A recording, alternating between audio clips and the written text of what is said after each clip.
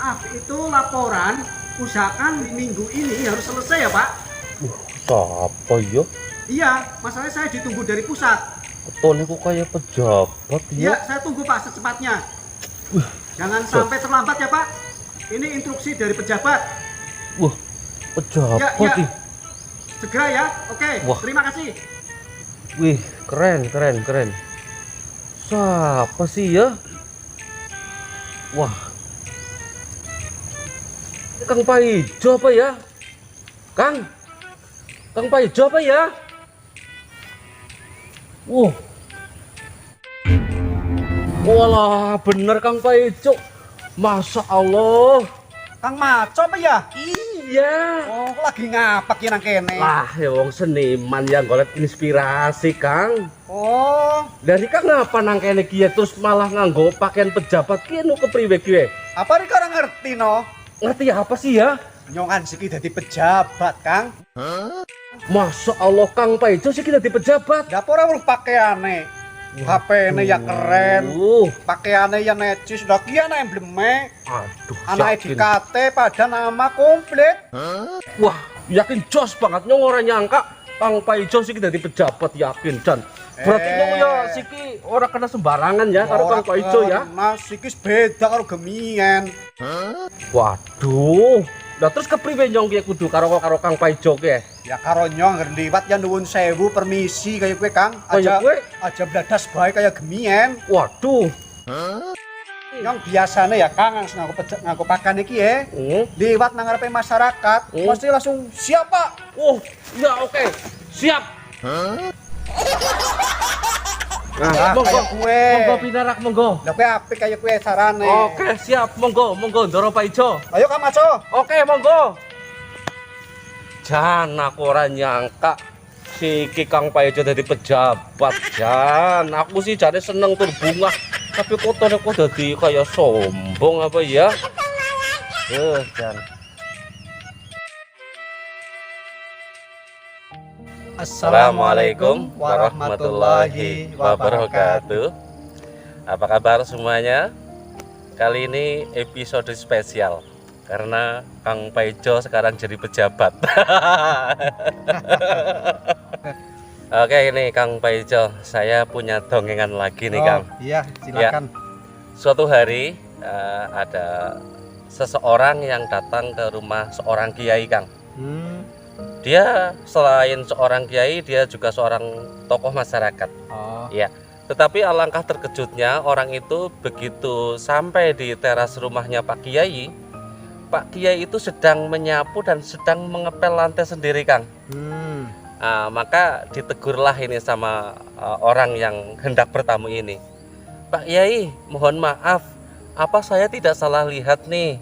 Ya, bagaimana? Kenapa Pak Kiai repot-repot menyapu lantai sendiri, mengepel lantai sendiri? Bukankah ada pembantu di rumah Pak Kiai? Iya ada, cuman saya sedang ingin mengerjakannya sendiri gitu kan. Ya. Terus gimana sih Pak Kiai kok bisa begitu? Sini masuk saya cerita. Nah, maka diajak masuklah si tamu ini sama Pak Kiai. Begini, kenapa tadi saya menyempatkan diri untuk menyapu lantai sendiri, mengepel lantai sendiri? Karena kebetulan tadi sebelum kamu datang, ini ada tamu yang lainnya yang datang terlebih dahulu. Dia datang karena sedang ada masalah, dia minta nasihat kepada saya.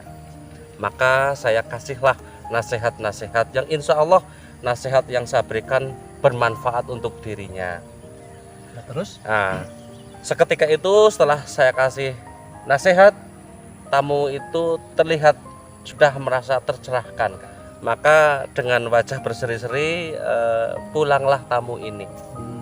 Sepulang tamu ini, saya dalam hati itu ada terbesit, wah untung dia datang ke saya, untung dia curhat ke saya. Coba kalau datang ke orang lain. Wah, seketika itu juga saya merasa bahwa aduh, jangan-jangan ini saya sombong nih. Maka saya bergegas menyapu lantai, mengepel lantai supaya saya merasa bahwa saya ini bukan siapa-siapa. Maka untuk menghilangkan benih-benih kesombongan yang ada di dalam hati saya saya langsung ambil sapu, saya ambil alat pel, maka saya sapu dan saya pel lantai ini. Sebenarnya itu kronologinya. Iya, Ini keterangan kiai kepada tamunya. Berangkat dari cerita itu Kang Paijo, sebenarnya kalau kita mau sedikit mencermati bahwa saya pernah mendengar bahwa kesombongan ini setidaknya ada 3 kategori. Ya. Kategori pertama atau level pertama yaitu kesombongan di tataran materi. Maka biasanya orang akan merasa dia merasa lebih kaya, dia merasa lebih tinggi pangkat jabatan dan kedudukannya, dia mungkin akan merasa lebih terhormat. Dia juga mungkin akan merasa lebih tampan, lebih cantik, lebih gagah dan lain sebagainya. Kesombongan level kedua yaitu kesombongan di tingkat kecerdasan.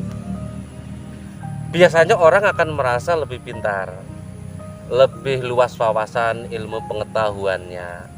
Dia mungkin akan merasa lebih mengetahui lebih banyak hal dibandingkan dengan orang lain.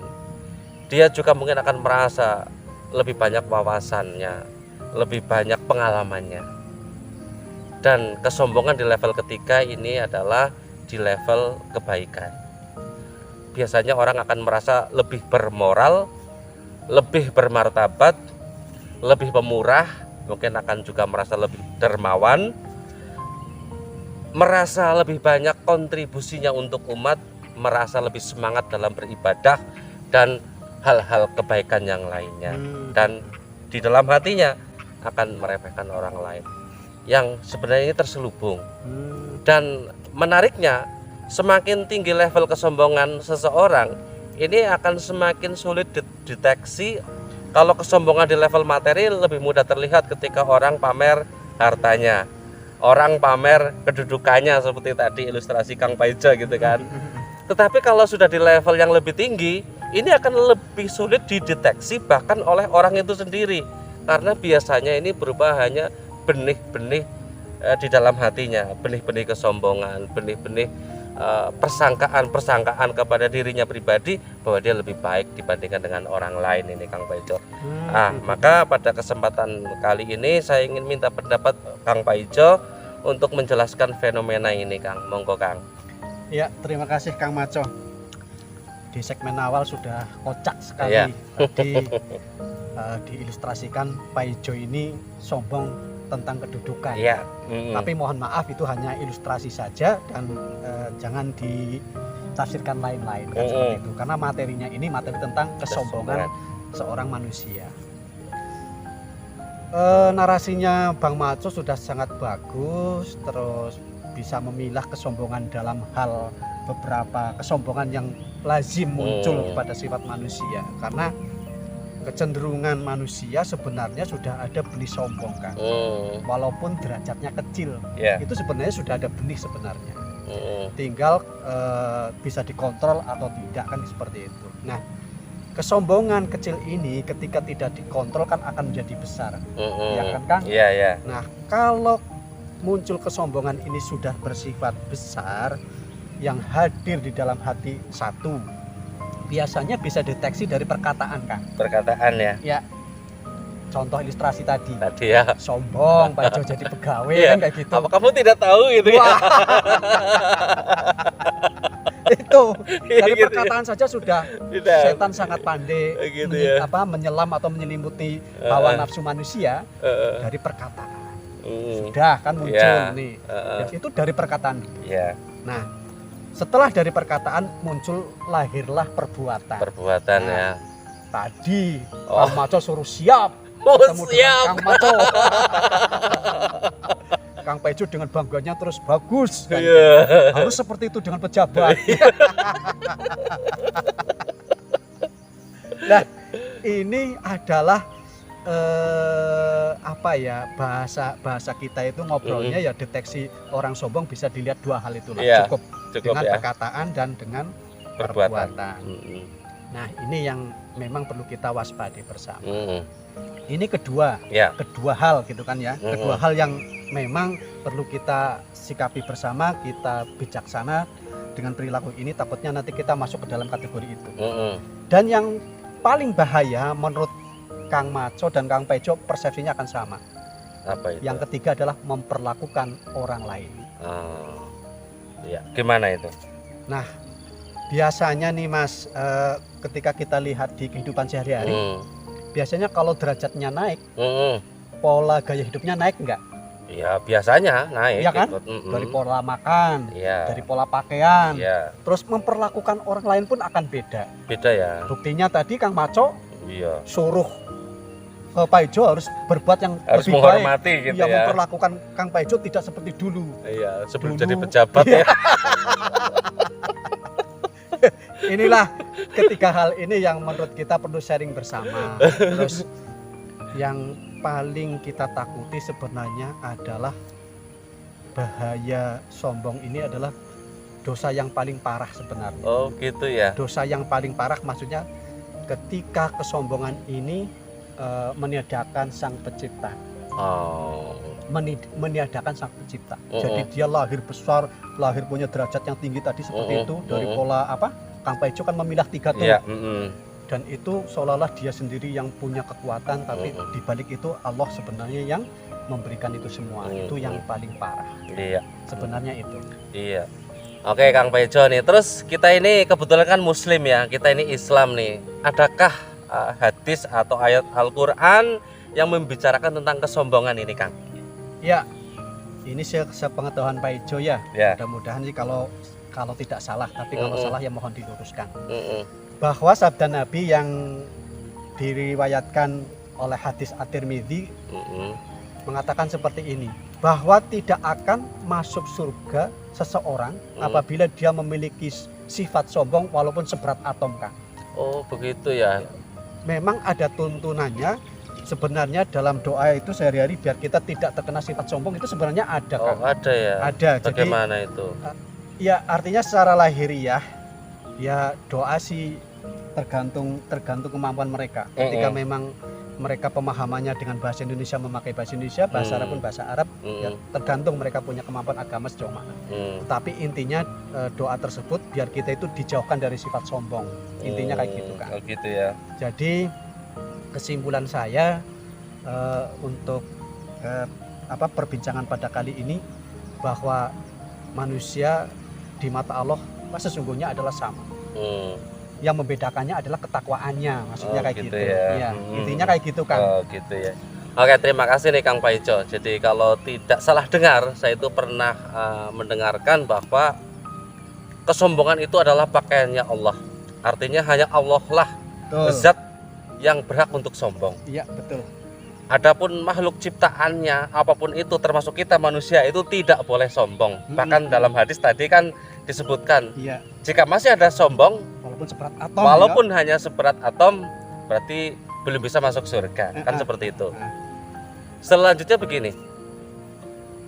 Manusia ketika terlahir ke alam dunia ini di tangannya tidak membawa harta benda materi. Sama halnya ketika manusia itu meninggalkan dunia fana ini, maka dia pun tidak akan membawa ya seluruh harta benda, jabatan, pangkat dan kedudukan yang selama ini dia usahakan. Hanya 2 mungkin yang bisa dibawa, yaitu iman dan amal. Secara umum gitu ya. Ini secara umum gitu kan. Keimanannya dan amalnya. Amal artinya perbuatannya. Perbuatan baik akan menghasilkan pahala, perbuatan buruk akan menghasilkan dosa. Itu yang akan dibawa. Maka untuk apa kita menyombongkan diri? Betul, ya, betul, karena kita itu apa? Kita itu bukan siapa-siapa. Ya, walaupun kita bukan siapa-siapa, tapi tentu kita diberikan kesempatan yang sama oleh Allah Subhanahu wa taala untuk mendapatkan derajat yang mulia di sisinya, yaitu dengan iman dan takwa. Maka pada kesempatan kali ini kita mengajak, mari kita bersama-sama menjadi orang yang tetap rendah hati, walaupun misalnya sebanyak apapun harta kita, walaupun misalnya setinggi apapun pangkat, jabatan dan kedudukan kita, tetaplah rendah hati, karena ketika mati itu tidak akan dibawa. Ya. Betul. Dan tetaplah percaya diri, walaupun misalnya sebanyak apapun kekurangan yang ada, karena di mata Allah yang dilihat hanya iman dan ketakwaannya. Barangkali begitu yang dapat kita sampaikan, dan mohon maaf apabila terdapat kesalahan. Semoga bermanfaat untuk kita semua.